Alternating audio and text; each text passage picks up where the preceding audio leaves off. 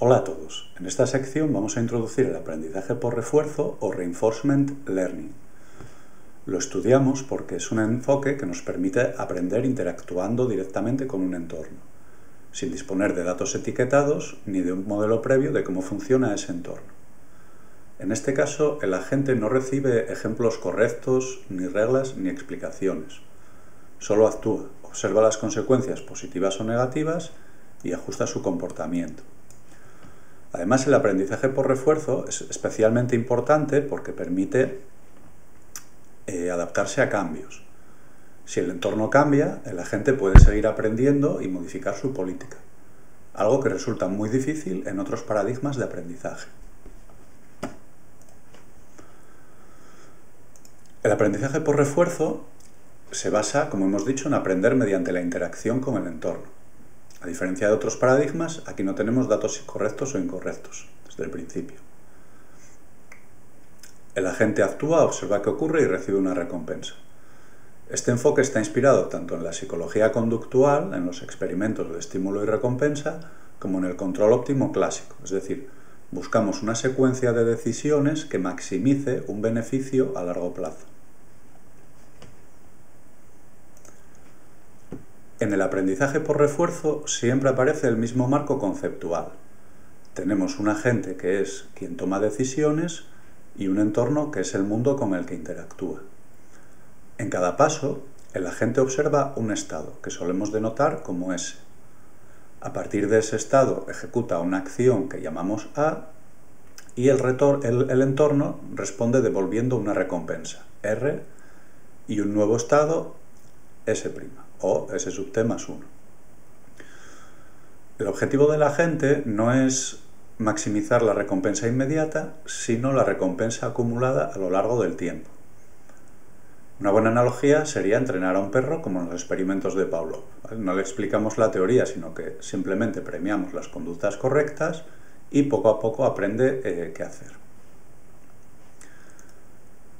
Bueno, es importante diferenciar el aprendizaje por refuerzo de otros paradigmas clásicos. En el aprendizaje supervisado teníamos unas etiquetas explícitas que nos indicaban a la hora del entrenamiento cuál era la respuesta correcta. En aprendizaje no supervisado buscamos una estructura en los datos, ¿no? Como agrupaciones correctas de datos. En cambio, en el aprendizaje por refuerzo, la señal es una recompensa escalar, muchas veces retrasada.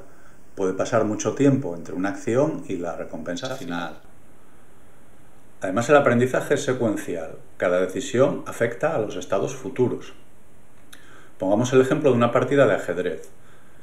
Pues tenemos una serie de jugadas y obtenemos la recompensa al ganar la partida final. En este caso podríamos tener recompensas intermedias, dependiendo de la posición de las piezas en el tablero o del número de piezas, pero a lo mejor estamos introduciendo un sesgo, ¿vale? Por ejemplo, una jugada que parece mala a corto plazo puede ser excelente a largo plazo. Bueno, pues el aprendizaje por refuerzo nos permite gestionar este tipo de situaciones donde tenemos decisiones encadenadas y un resultado final. Uno de los dilemas fundamentales del aprendizaje por refuerzo, que se da también en otros ámbitos de la inteligencia artificial como la optimización, es el equilibrio entre exploración y explotación. Explotar significa utilizar la mejor acción que conocemos hasta ahora. Y explorar significa probar acciones nuevas, ¿vale? Aunque no sepamos todavía si son buenas o malas. Normalmente tenemos que buscar un equilibrio. Un ejemplo sería pues hacer las miniaturas de los vídeos de un canal de YouTube. Si utilizamos siempre el mismo modelo, por ejemplo, pues poniendo nuestra imagen en primer plano, un texto de determinado tamaño y color, a lo mejor ya sabemos que funciona bien. Pero puede haber algún formato que funcione mejor y no lo estamos utilizando. Entonces tiene que haber un balance. Si solo explotamos, nunca descubrimos opciones mejores que la mejor opción que ya hemos encontrado hasta ahora. Si solo exploramos, nunca vamos a aprovechar lo que ya hemos aprendido. En muchos modelos lo que se hace también es tener un componente de exploración mayor al principio y según avanzamos en número de pasos o número de épocas, vamos disminuyendo la exploración. Es un poco como en nuestra carrera profesional. Cuando empezamos probamos muchas alternativas, pero pues ya cuando nuestra carrera es madura, probablemente nos centremos en un camino más específico. Bueno, aquí tenéis un ejemplo, una gráfica del ejemplo que tenéis en los apuntes, donde se exploran varias, bueno, valga la redundancia, se exploran varias técnicas de exploración para el problema del bandido multibrazo. Aquí simplemente lo que se quiere poner de manifiesto es que, bueno, pues dependiendo un poco del problema, tendríamos que hacer un estudio de cuál es la técnica de exploración más adecuada y de los parámetros para configurar dicha técnica. Como veis aquí, tradicionalmente tienen forma de la recompensa obtenida probando los distintos parámetros de cada técnica, muestra una gráfica en forma de U invertida, lo que indica que pues, los parámetros con valores medios o centrales suelen otorgar buenos resultados. Normalmente la técnica que vamos a utilizar en los ejercicios de los apuntes pues es la técnica de Epsilon Decay o Epsilon Greedy y, bueno, como os digo, en este caso dependería un poco del problema, ¿no? Habría que hacer una configuración de hiperparámetros buscando un poco la técnica de exploración que fuera más adecuada para el problema que queremos resolver.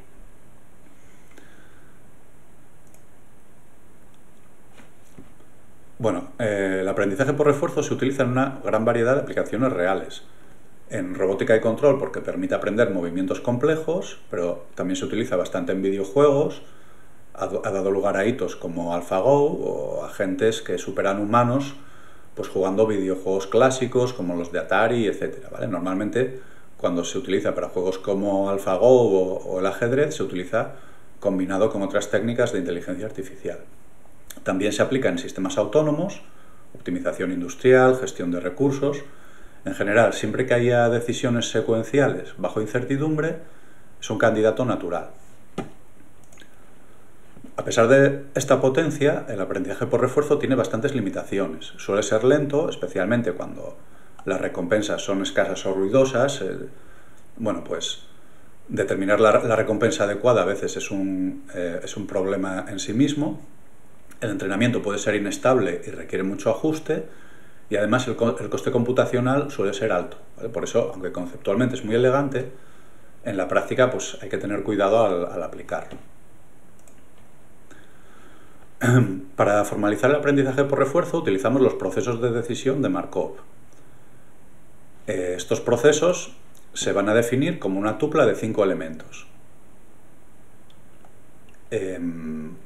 Tenemos los estados, las acciones, las probabilidades de transición de un estado a otro dado una acción, la recompensa que obtenemos al aplicar una acción en un estado determinado y el factor de descuento. El factor de descuento, gamma, indica cuánto valoramos el futuro. Si tenemos un gamma cercano a 1, significa que el valor futuro nos importa mucho. Un gamma pequeño significa que priorizamos las recompensas inmediatas de los, digamos, pasos inmediatos. Una analogía sería el dinero. ¿Preferimos 100 euros hoy o 120 euros dentro de 5 años? Pues gamma es lo que nos permite establecer esa preferencia temporal. Si preferimos darle más valor a la recompensa cercana o a la recompensa dentro de 5 años.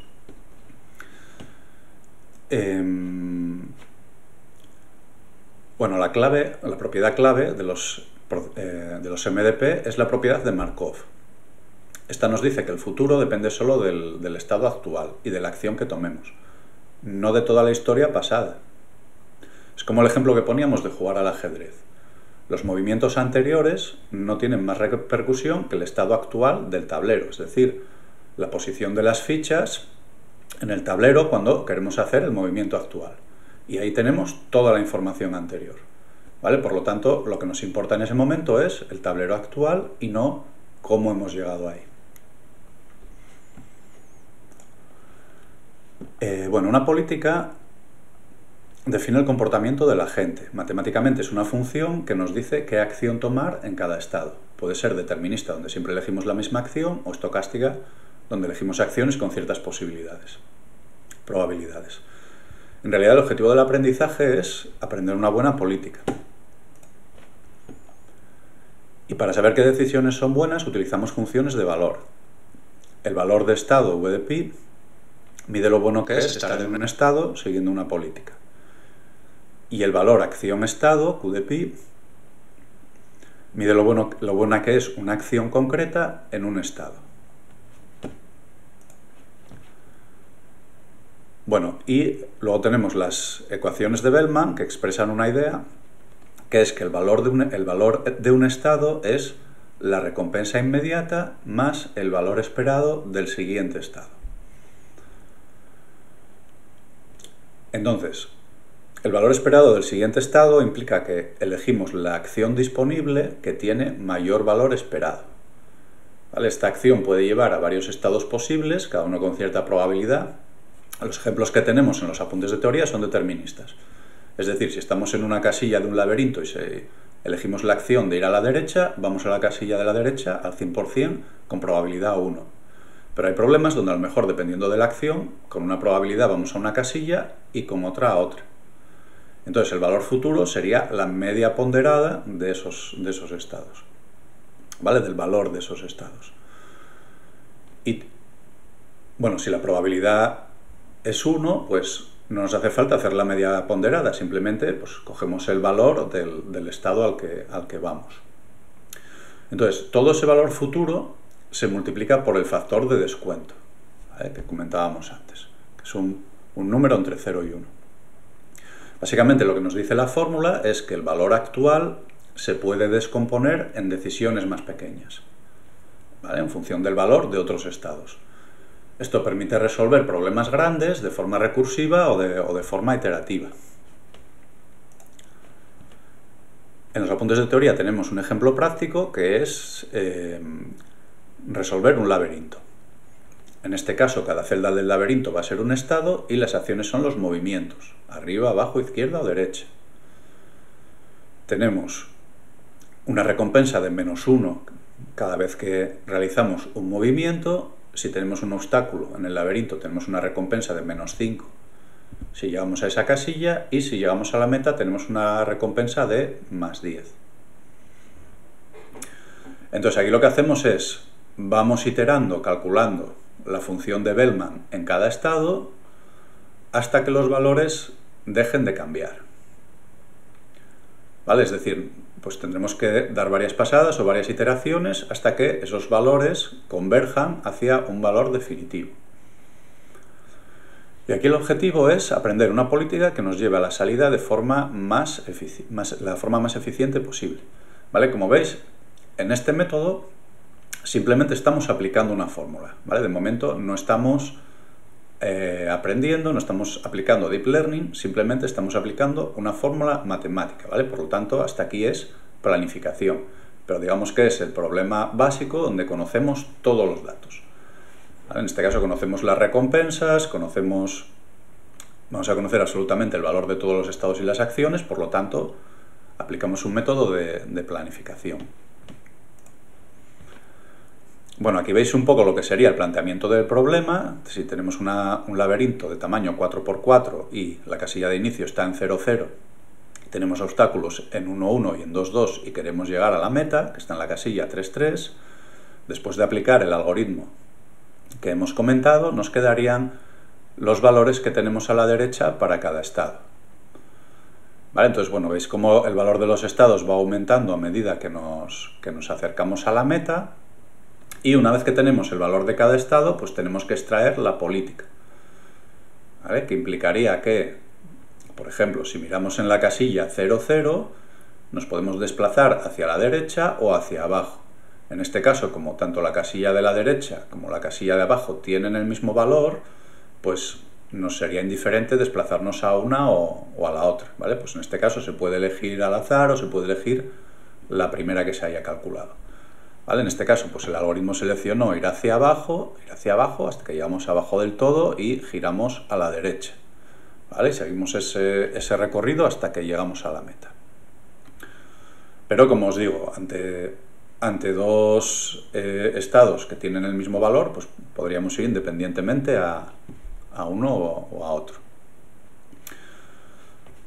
Bueno, estos serían los procesos de decisión de Markov. Ahora vamos a ver Q-Learning, que es un algoritmo de aprendizaje que aprende valores a partir de la interacción directa con el entorno, ¿vale? Es decir, en lugar de calcularlo resolviendo ecuaciones, como hacíamos en esta programación dinámica basada en Bellman, asumiendo que se conoce el modelo completo del entorno, es decir, todas las probabilidades de transición de estados, la función de recompensa, ¿vale? Con esa información podíamos evaluar todas las acciones posibles y todas las transiciones futuras, resolviendo de forma explícita las ecuaciones de Bellman.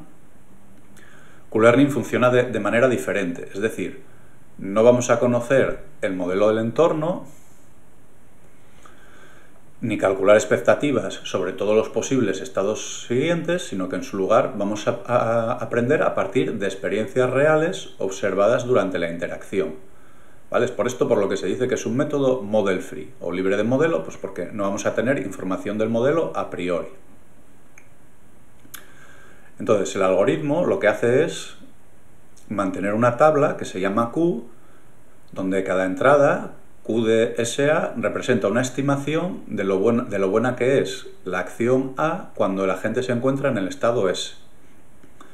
¿Vale? Inicialmente esta tabla suele inicializarse con ceros o con valores arbitrarios y a partir de ahí el agente repite un ciclo de interacción con el entorno. En cada iteración el agente se encuentra en un estado S y debe decidir qué acción tomar.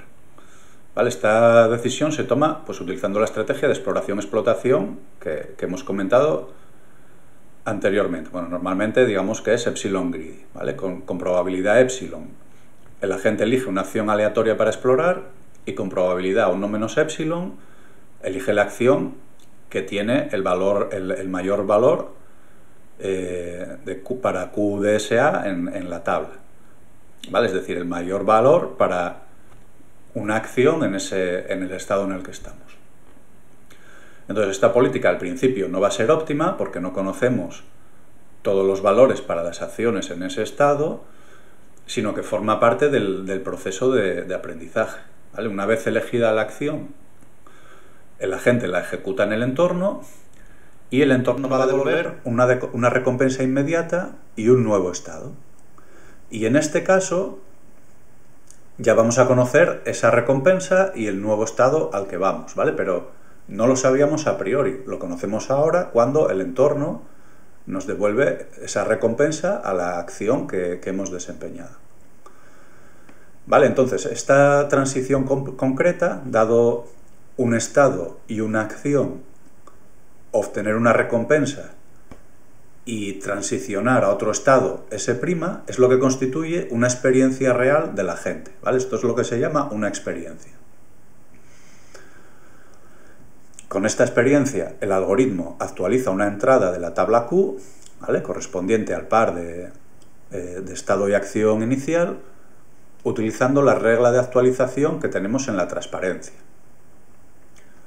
¿Vale? En esta expresión, pues Q de SA es la estimación previa del valor de ejecutar la acción A en el estado S, que como decíamos, pues inicialmente puede ser 0,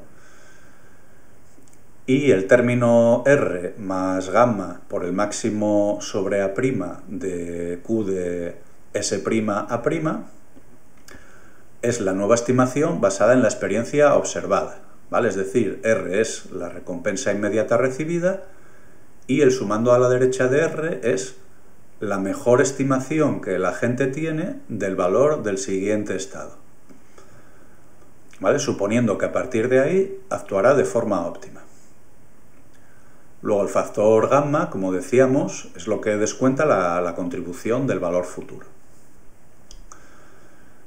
¿Vale? Como veis aquí tenemos una diferencia entre, al final de la fórmula tenemos una diferencia entre la nueva estimación y el valor anterior Q de SA, que eso es lo que sería pues, el error de predicción, entre la nueva estimación y el valor que teníamos anteriormente. Que lo que nos indica es pues, cuánto se ha equivocado el agente en su estimación previa. Bueno, y luego por último, el parámetro alfa que tenéis ahí sería la tasa de aprendizaje, ¿vale? Que lo que controla es pues, cuánto se corrige el valor de Q en función de ese error. Un valor de alfa pequeño pues nos va a producir actualizaciones suaves en el valor de QDSA y un aprendizaje lento. Y un valor grande produce pues cambios más rápidos, pero potencialmente inestables. Bueno, ya sabéis cómo funciona un poco el algoritmo de descenso de gradiente, ¿no? Sería un poco la idea. Vale, entonces aquí la idea clave es que Q-Learning no actualiza todos los estados simultáneamente, ni resuelve ecuaciones globales como en Bellman, sino que solo actualiza los pares estado-acción que la gente visita, utilizando experiencias individuales. Entonces, a medida que la gente explore el entorno y acumule experiencias, las estimaciones de Q se van refinando progresivamente. Entonces, la idea es que a la larga, con una exploración adecuada y suficientes interacciones, los valores de la tabla Q convergen hacia los valores óptimos. Y entonces la política va a consistir en elegir la acción pues, con mayor QDSA en cada estado. ¿Vale? Va a ser la idea. ¿Vale? Entonces, en resumen, mientras que las ecuaciones de Bellman calculan valores usando un modelo completo del entorno y planificación explícita, con Q-Learning aprendemos esos valores de forma incremental a partir de la experiencia, a partir de la experiencia y de la exploración, sin conocer el modelo a priori y pues sin calcular las expectativas sobre todos los futuros posibles a priori, ¿vale? Lo vamos descubriendo a partir de la exploración del modelo realizando acciones. Vale, entonces, como decíamos, exploración versus explotación. Una estrategia muy utilizada, el Epsilon Greedy. Con probabilidad Epsilon exploramos y con probabilidad 1 menos Epsilon explotamos. La mejor opción que tenemos.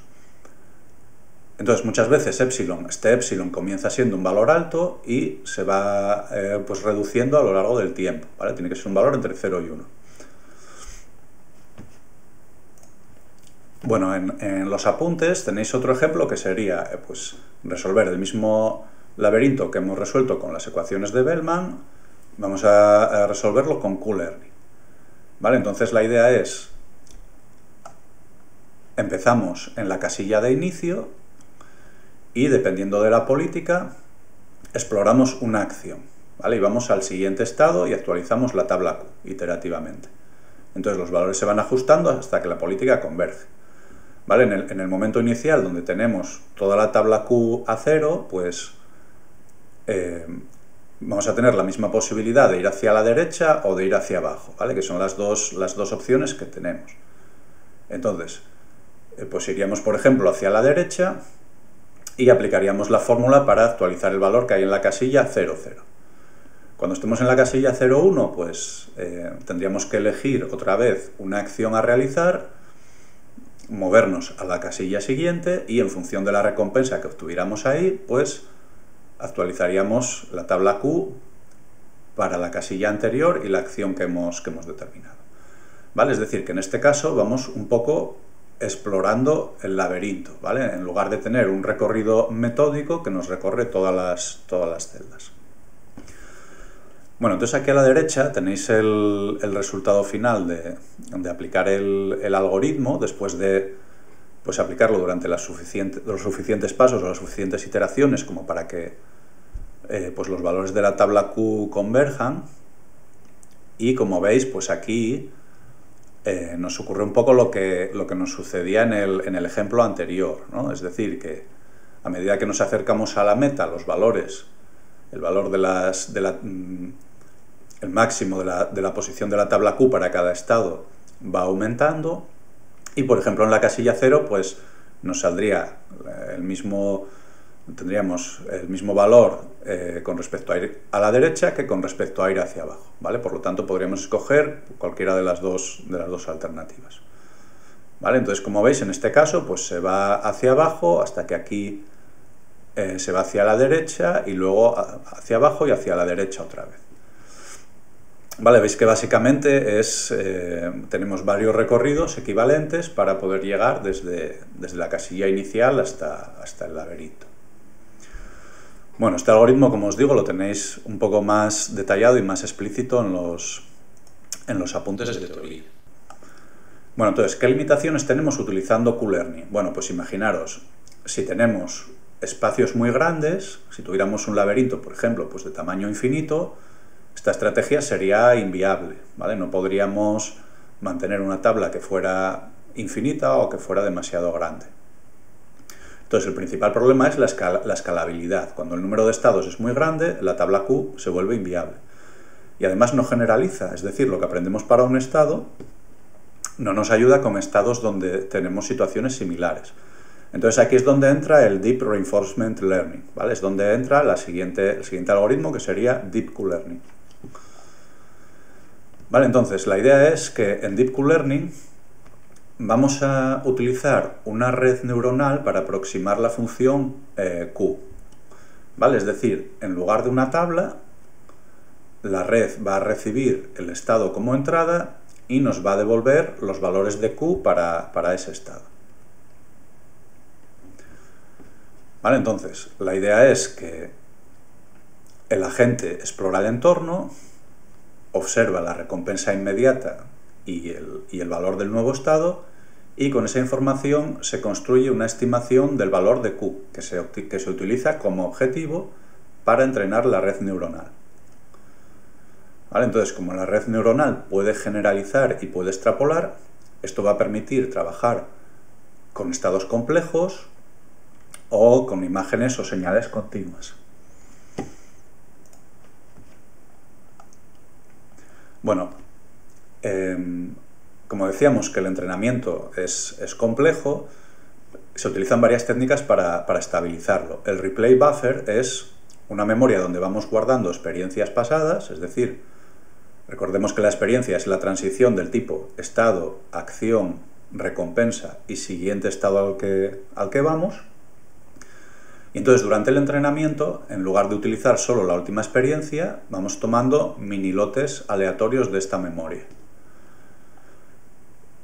Esto es lo que nos permite reutilizar experiencias y sobre todo rompe un poco la correlación temporal entre muestras consecutivas, haciendo que el aprendizaje sea más estable. Después tenemos la Target Network, que es una copia de la red principal, de la red Q principal, que se mantiene fija durante varios pasos del entrenamiento. ¿Vale? Entonces se utiliza para calcular el valor objetivo de cada experiencia y esto lo que evita es que los objetivos cambien demasiado rápido mientras la red principal se está actualizando. Entonces reducimos oscilaciones y mejoramos la estabilidad del entrenamiento. Y luego, en lugar de actualizar la red con una sola experiencia cada vez, se entrena con mini batches de varias experiencias extraídas aleatoriamente del replay buffer, ¿vale? Como decíamos antes.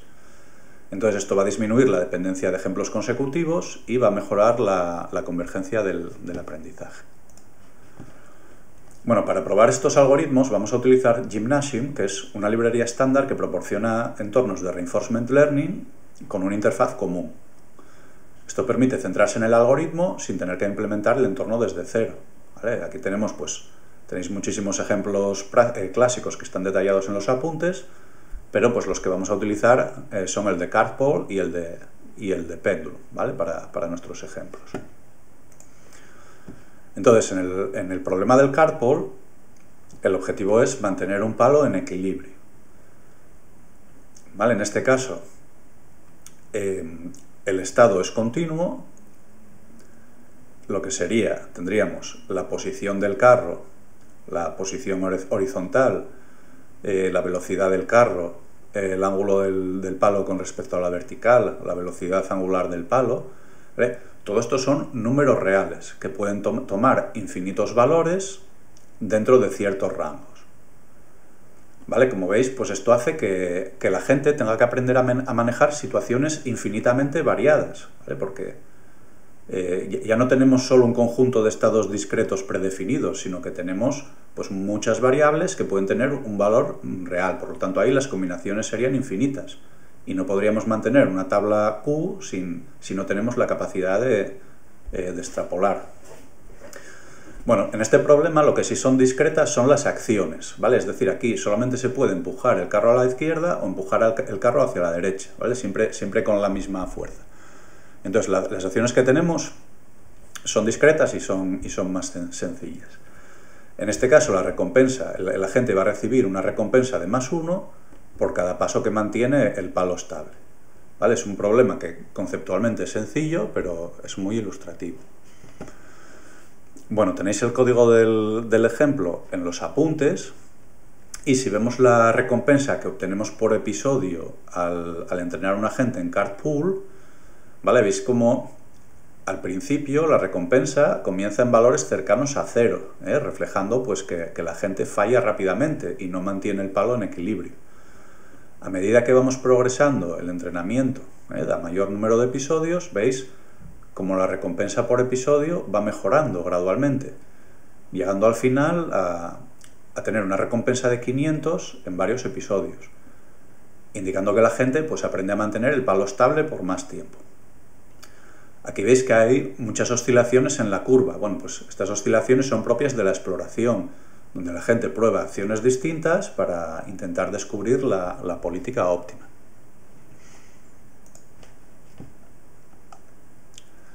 Bueno, y ya por último, el algoritmo más avanzado que tenemos en esta rama de la inteligencia artificial es el Policy Gradient y el Actor Critic.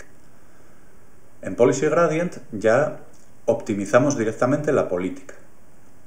¿Vale? Optimizar la política significa ajustar los parámetros de la función que decide las acciones para maximizar las recompensas esperadas, ¿vale? En lugar de derivar la política de los valores Q y V previamente calculados. Esto es especialmente útil cuando el espacio de las acciones es también continuo.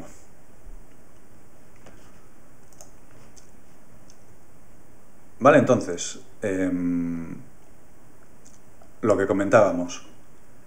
Aquí combinamos un poco lo mejor de los dos mundos.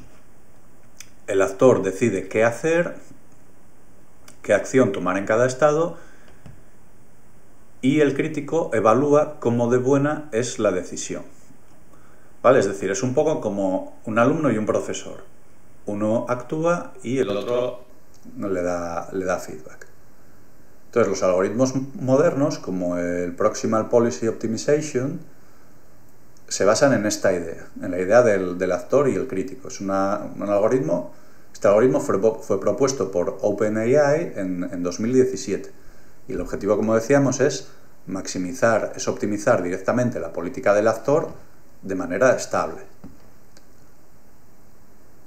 ¿Vale? En este ejemplo que tenéis aquí, aplicamos este algoritmo al problema del péndulo, que es un problema clásico de control continuo. ¿Vale? Aquí el objetivo de la gente es mantener un péndulo en posición vertical utilizando una acción de torque, ¿vale? Que puede tomar cualquier valor dentro de un rango, ¿vale? Es decir, lo que aplicaríamos nosotros aquí sería un torque que puede tomar un valor continuo dentro de un rango. Entonces, a diferencia de Cartpool, aquí las acciones no son discretas, sino que son continuas, lo que hace que el problema sea más cercano a un entorno físico real y más difícil de resolver con Q-Learning tradicional. Entonces, el actor va a representar una política estocástica. Para un mismo estado, puede generar distintas acciones muestreadas de una distribución. Esto introduce exploración natural, necesaria para que la gente descubra cómo controlar el péndulo correctamente. El crítico va a estimar el valor de cada estado, evaluando qué tan buena es la política actual. Y a partir de esa señal, el actor va a ajustar gradualmente su política. Entonces, gracias al diseño de PPO, los cambios de la política se limitan a pasos moderados, evitando saltos bruscos y garantizando una convergencia suave y estable. Aquí en la siguiente transparencia tenéis un poco lo que sería el gráfico que muestra la recompensa obtenida por episodio al entrenar un agente en este problema de péndulo, ¿vale? Es el código que tenéis en los apuntes de teoría. Entonces tenemos también la media móvil de 10 episodios para visualizar un poco la tendencia. Veis que en este caso pues el valor de la recompensa va entre menos 2000 y 0, siendo 0 el valor máximo, y al inicio pues comenzamos en valores negativos, ¿no? La media móvil al inicio está pues, en torno a menos 1250, reflejando que la gente falla rápidamente y no mantiene el palo del equilibrio. A medida que progresa el entrenamiento, la recompensa por episodio mejora gradualmente y la media móvil se acerca a menos 250, llegando la recompensa a 0 en varios episodios, indicando pues, que la gente aprende a mantener el palo estable por más tiempo. Aquí veis oscilaciones en la curva de recompensa propias de la exploración, pues como decíamos, donde la gente va probando acciones distintas para ver si descubre una política mejor o la política óptima. Bueno, en resumen, hemos visto que el aprendizaje por refuerzo se basa en la interacción entre un agente y un entorno. Los procesos de decisión de Markov proporcionan el marco teórico que se aplica en todos los algoritmos. Después, Q-Learning y Deep Q-Learning es lo que nos permite aprender sin modelo a partir de esta exploración, y Policy Gradient y Actor Critic nos permiten trabajar con problemas más complejos, donde tenemos entornos y acciones continuas. Es decir, lo que podéis ver en este tipo de modelos, y creo que es una tendencia general, es que pues, la parte algorítmica se va sustituyendo por modelos de Deep Learning, ¿vale? Es decir, partimos de un problema base y vamos sustituyendo todas las partes que podemos por modelos de Deep Learning, ¿vale? Pues porque nos aporta generalización, nos aporta posibilidad de trabajar en entornos continuos, entonces digamos que nos permite resolver una serie de problemas que no podíamos por los métodos tradicionales. Bueno, y todo esto tiene aplicaciones reales, son modelos que se utilizan mucho en control y robótica, pero pues como veis tienen muchísimo potencial, digamos que están un poco infrautilizados porque tienen muchas aplicaciones en el mundo real, ¿no? Nos permiten explorar el entorno, que es lo que necesitamos hacer en el mundo real, ¿vale? Pues por ejemplo robótica, sistemas autónomos, etc. Bueno, pues gracias por vuestra atención durante este bloque y nos veremos en el siguiente vídeo.